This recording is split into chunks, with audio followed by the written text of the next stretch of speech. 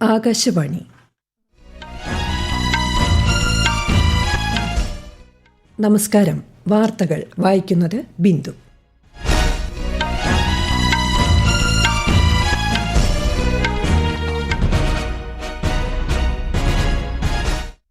പ്രധാന വാർത്തകൾ. ഡൽഹി നിയമസഭാ തെരഞ്ഞെടുപ്പിൽ വോട്ടെടുപ്പ് പുരോഗമിക്കുന്നു. 11 മണിവരെ രേഖപ്പെടുത്തിയത് 19.95% പോളിംഗ്. ജലവും മണ്ണും സംരക്ഷിക്കേണ്ടത് ഭാവി തലമുറയുടെ നിലനിൽപ്പിന് അനിവാര്യമാണെന്ന് കൃഷിമന്ത്രി ശിവരാജ് സിംഗ് ചൌഹാൻ. കേന്ദ്ര സർക്കാരിന്റെ തണ്ണീർത്തട യാത്രാ പ്രചാരണ പരിപാടിക്ക് കൃഷിമന്ത്രി തുടക്കം കുറിച്ചു. മഹാകുംഭമേളയിൽ പങ്കെടുത്ത പ്രധാനമന്ത്രി നരേന്ദ്രമോദി. ജയിലിൽ കഴിയുന്നവരെ മെച്ചപ്പെട്ട മനുഷ്യരാക്കിയെടുക്കാനുള്ള പ്രതിബദ്ധത ജയിൽ ഉദ്യോഗസ്ഥർക്കുണ്ടെന്ന് മുഖ്യമന്ത്രി Pinarayi Vijayan. Reserve bank of ഇന്ത്യയുടെ 3 ദിവസത്തെ പണനയ യോഗത്തിന് മുംബൈയിൽ തുടക്കം. 38ാമത് ദേശീയ ഗെയിംസിൽ മുന്നേറ്റം തുടർന്ന് കർണാടക. കേരളം 9 സ്വർണവുമായി 8ാം സ്ഥാനത്ത്. വാർത്തകൾ വിശദമായി. ഡൽഹി നിയമസഭാ തെരഞ്ഞെടുപ്പിൽ വോട്ടെടുപ്പ് പുരോഗമിക്കുന്നു. രാവിലെ 11 മണിവരെ 19.95% പോളിംഗ് രേഖപ്പെടുത്തി. രാവിലെ 7-ന് ആരംഭിച്ച വോട്ടെടുപ്പ് വൈകുന്നേരം 6 മണിവരെ തുടരും.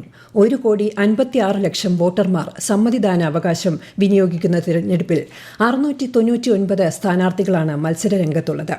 70 മണ്ഡലങ്ങളിലുമായി 13,000-ലധികം പോളിംഗ് ബൂത്തുകൾ ക്രമീകരിച്ചിട്ടുണ്ട്.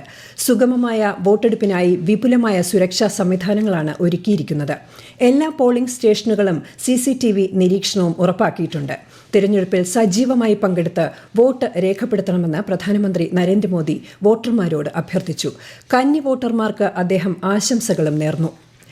നിയമസഭാ തെരഞ്ഞെടുപ്പിന്റെ സുഗമമായ നടത്തിപ്പിനായി പ്രവർത്തിക്കുന്ന ഉദ്യോഗസ്ഥരെയും സുരക്ഷാ സേനയെയും പ്രശംസിച്ച് മുഖ്യ തെരഞ്ഞെടുപ്പ് കമ്മീഷണർ രാജീവ് കുമാർ. തെരഞ്ഞെടുപ്പ് റാലികൾ സമാധാനപരമായി സംഘടിപ്പിക്കുന്നതിന് സഹകരിച്ച രാഷ്ട്രീയ പാർട്ടികളോടും അദ്ദേഹം നന്ദി രേഖപ്പെടുത്തി. ഡൽഹിയിലെ ന്യൂ മോട്ടി ബാഗ് ഏരിയയിൽ വോട്ട് രേഖപ്പെടുത്തിയ ശേഷം മാധ്യമങ്ങളോട് സംസാരിക്കുകയായിരുന്നു അദ്ദേഹം. വോട്ടെണ്ണലിനുള്ള ക്രമീകരണങ്ങൾ പൂർത്തിയായെന്നും മുഖ്യ തെരഞ്ഞെടുപ്പ് കമ്മീഷണർ അറിയിച്ചു. सारे पोलिंग ऑफिसर्स का, सारी सिक्योरिटी फोर्सेस का, MCD का, NDMC का, सबके लोग बहुत मेहनत से, बहुत शिद्दत से पिछले 1-2 महीने से लगे हुए हैं. और सारे ROs, सारे डिप्टी कमिश्नर्स ऑफ पुलिस सब मेहनत कर रहे हैं. और उसी का फल है कि करीब 12-13 हज़ार से ऊपर रैलीज और सभाएं पिछले 1 महीने में दिल्ली में हुई. मतलब पीसफुली. വോട്ടെടുപ്പിൽ ഭേദപ്പെട്ട ജനപങ്കാളിത്തമാണ് അനുഭവപ്പെടുന്നത്. രാഷ്ട്രപതി ദ്രൌപദി മുർമു, ഉപരാഷ്ട്രപതി ജഗ്ദീപ് ധൻകർ, കേന്ദ്രമന്ത്രിമാരായ S. ജയശങ്കർ, ഹർദീപ് സിംഗ് പുരി, ലോക്സഭാ പ്രതിപക്ഷ നേതാവ് രാഹുൽ ഗാന്ധി, ഡൽഹി മുഖ്യമന്ത്രി അതിഷി, മുൻ മുഖ്യമന്ത്രി അരവിന്ദ് കെജ്രിവാൾ തുടങ്ങിയ പ്രമുഖർ ആദ്യ മണിക്കൂറുകളിൽ തന്നെ വോട്ട് രേഖപ്പെടുത്തി. കരസേനാ മേധാവി general Upendra Dwivedi, Delhi lieutenant governor Vinay Kumar Saxena, സുപ്രീംകോടതി ചീഫ് ജസ്റ്റിസ് സഞ്ജീവ് ഖന്ന തുടങ്ങിയവരും വിവിധ ബൂത്തുകളിലെത്തി രാവിലെ തന്നെ വോട്ട് രേഖപ്പെടുത്തി. നീർത്തട വികസന പ്രവർത്തനങ്ങളിൽ ജനപങ്കാളിത്തം സൃഷ്ടിക്കുക എന്ന ലക്ഷ്യത്തോടെ കേന്ദ്ര സർക്കാർ നടപ്പാക്കുന്ന തണ്ണീർത്തട യാത്രകളുടെ ഉദ്ഘാടനം കേന്ദ്രമന്ത്രി ശിവരാജ് സിംഗ് ചൌഹാൻ ഓൺലൈനായി നിർവഹിച്ചു. ജലസംരക്ഷണത്തെക്കുറിച്ചും മണ്ണ് നശീകരണത്തിന്റെ ദൂഷ്യവശങ്ങളെക്കുറിച്ചും ജനങ്ങളിൽ അവബോധം വളർത്തുകയാണ് തണ്ണീർത്തട യാത്രയുടെ ലക്ഷ്യം.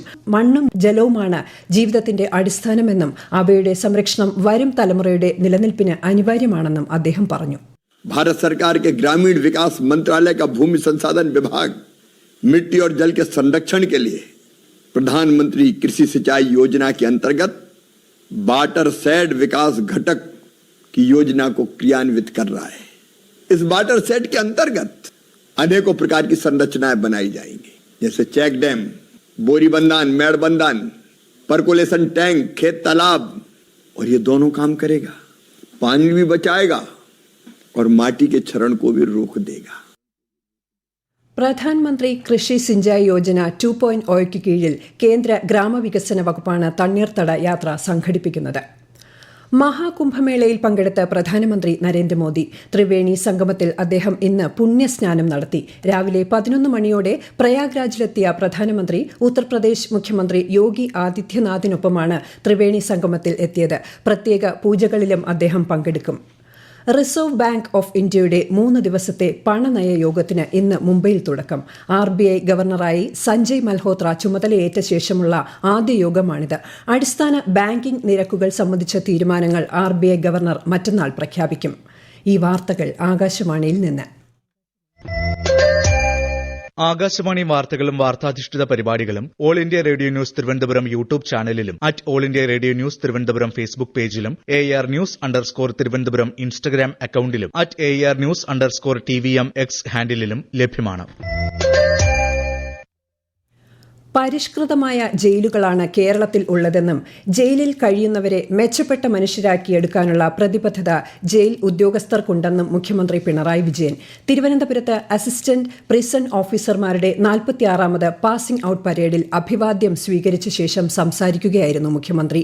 കേരളത്തിൽ ജയിൽ പരിഷ്കരണത്തിന് തുടക്കം കുറിച്ചത് സംസ്ഥാനത്തെ ആദ്യ സർക്കാരാണെന്നും അതിനുശേഷമാണ് രാജ്യത്ത് തന്നെ ഇത്തരം പരിഷ്കാരങ്ങൾ വന്നതെന്നും മുഖ്യമന്ത്രി പറഞ്ഞു. കേരള സംസ്ഥാനത്ത് അധികാരത്തിൽ വന്ന ആദ്യത്തെ ഗവൺമെന്റ് EMSന്റെ നേതൃത്വത്തിലുള്ള ഗവൺമെന്റ്, ആ ഗവൺമെന്റാണ് കേരളത്തിൽ സമഗ്രമായ ജയിൽ പരിഷ്കരണത്തിന് തുടക്കമിട്ടത്. അതിനുശേഷമാണ് നമ്മുടെ രാജ്യത്ത് തന്നെ ചില പരിഷ്കാരങ്ങൾ വന്നത്. നമ്മുടെ നാട്ടിൽ പരിഷ്കൃതമായ ജയിലുകളാണുള്ളത്. ജയിലിനകത്തുള്ളവരെ നല്ല രീതിയിൽ തിരുത്തിയെടുക്കുക എന്ന സാമൂഹ്യ ബാധ്യതയാണ് ജയിലുകൾ ഇപ്പോൾ നിർവഹിച്ചു പോരുന്നത്. പൂക്കോട് വെറ്ററിനറി സർവകലാശാലയിലെ വിദ്യാർത്ഥിയായിരുന്ന JS സിദ്ധാർത്ഥന്റെ മരണത്തെ തുടർന്ന് പുറത്താക്കിയ 18 വിദ്യാർത്ഥികളെ തിരികെ പ്രവേശിപ്പിക്കാനുള്ള ഹൈക്കോടതി സിംഗിൾ ബെഞ്ചിന്റെ ഉത്തരവ് ഡിവിഷൻ ബെഞ്ച് തടഞ്ഞു. ഇതിനെതിരെ സിദ്ധാർത്ഥന്റെ മാതാപിതാക്കൾ നൽകിയ അപ്പീലിലാണ് ഉത്തരവ്. ആന്റി റാഗിംഗ് കമ്മിറ്റി വിചാരണയ്ക്ക് ശേഷം പുറത്താക്കിയ വിദ്യാർത്ഥികളെ മണ്ണുത്തി കോളേജിൽ കോടതി നിർദ്ദേശപ്രകാരം കഴിഞ്ഞ ആഴ്ച പ്രവേശനം നൽകിയിരുന്നു. ആകാശവാണിയിലെ മുൻ വാർത്താ അവതാരകൻ വെങ്കിട്ടരാമൻ ചെന്നൈയിൽ അന്തരിച്ചു. 102 വയസ്സായിരുന്നു. 1947 ഓഗസ്റ്റ് 15 ഇന്ത്യ സ്വാതന്ത്ര്യം നേടിയെന്ന സുപ്രധാന വാർത്ത തമിഴിൽ അവതരിപ്പിച്ചത് അദ്ദേഹത്തിന്റെ ശബ്ദത്തിലായിരുന്നു. നീണ്ട 64 വർഷം ആകാശവാണിയിൽ സേവനം അനുഷ്ഠിച്ചിട്ടുണ്ട്. ഉത്തരാഖണ്ഡിൽ പുരോഗമിക്കുന്ന 38ാമത് ദേശീയ ഗെയിംസിൽ 28 സ്വർണവുമായി കർണാടക മുന്നേറ്റം തുടരുന്നു. 21 സ്വർണവുമായി സർവീസസ് രണ്ടാമതും 16 സ്വർണവുമായി മഹാരാഷ്ട്ര മൂന്നാം സ്ഥാനത്തുമാണ്. 9 സ്വർണം ഉൾപ്പെടെ 23 മെഡലുകളുമായി പട്ടികയിൽ 8ാമതാണ് കേരളം. ഫുട്ബോൾ, ഷൂട്ടിംഗ്, ഹോക്കി മത്സരങ്ങൾ പുരോഗമിക്കുകയാണ്. ISL ഫുട്ബോളിൽ ഇന്ന് മോഹൻ ബഗാൻ പഞ്ചാബ് FCയെ നേരിടും. വൈകുന്നേരം 7:30 കൊൽക്കത്തയിലാണ് മത്സരം. ഇന്ത്യ-ഇംഗ്ലണ്ട് ഏകദിന ക്രിക്കറ്റ് പരമ്പരയ്ക്ക് നാളെ തുടക്കമാകും. നാഗ്പൂരിലെ വിദർഭ ക്രിക്കറ്റ് അസോസിയേഷൻ സ്റ്റേഡിയത്തിൽ ഉച്ചയ്ക്ക് 1:30 ആദ്യ മത്സരം. 3 മത്സരങ്ങളുള്ള പരമ്പരയിൽ ഇന്ത്യൻ ടീമിനെ രോഹിത് ശർമ്മ നയിക്കും. കഴിഞ്ഞ 2020 പരമ്പരയിൽ 14 വിക്കറ്റ് വീഴ്ത്തി പരമ്പരയിലെ താരമായ വരുൺ ചക്രവർത്തിയെ ടീമിൽ ഉൾപ്പെടുത്തി. കള്ളക്കടൽ പ്രതിഭാസത്തിന്റെ ഭാഗമായി കേരള തീരത്ത് ഇന്നും നാളെയും ഉയർന്ന തിരമാലകൾക്കും കടലാക്രമണത്തിനും സാധ്യതയുണ്ടെന്ന് ദേശീയ സമുദ്രസ്ഥിതി പഠന ഗവേഷണ കേന്ദ്രം. തീരദേശവാസികളും മത്സ്യത്തൊഴിലാളികളും ജാഗ്രത പാലിക്കണം. ചെറിയ വള്ളങ്ങളും ബോട്ടുകളും കടലിലേക്ക് ഇറക്കുന്നത് ഈ സമയത്ത് ഒഴിവാക്കേണ്ടതാണ്. അമേരിക്കയിൽ നിന്ന് നാടുകടത്തിയ 100-ലധികം അനധികൃത ഇന്ത്യൻ കുടിയേറ്റക്കാർ US വിമാനത്തിൽ ഇന്നുച്ചയോടെ മടങ്ങിയെത്തും. പഞ്ചാബിലെ ശ്രീ ഗുരു രാംദാസ് ജി അന്താരാഷ്ട്ര വിമാനത്താവളത്തിലാണ് ഇവരെ മടക്കി എത്തിക്കുന്നത്. ലിബിയയിലെ ബെൻഗാസിയിൽ കുടുങ്ങിയ 18 ഇന്ത്യൻ പൌരന്മാർ ഇന്ന് നാട്ടിൽ മടങ്ങിയെത്തുമെന്ന് വിദേശകാര്യ വക്താവ് രൺധീർ ജയ്സ്വാൾ അറിയിച്ചു. ജോലിക്കായി ലിബിയയിലെത്തിയ ഇവരെ പ്രാദേശിക അധികൃതരുടെ സഹായത്തോടെയാണ് മടക്കിയെത്തിക്കുന്നത്. ഐക്യരാഷ്ട്രസഭയുടെ മനുഷ്യാവകാശ സമിതിയിൽ നിന്നും പിന്മാറാനൊരുങ്ങി അമേരിക്ക. ഇതു സംബന്ധിച്ച എക്സിക്യൂട്ടീവ് ഉത്തരവിൽ US പ്രസിഡന്റ് ഡൊണാൾഡ് ട്രംപ് ഒപ്പുവെച്ചു.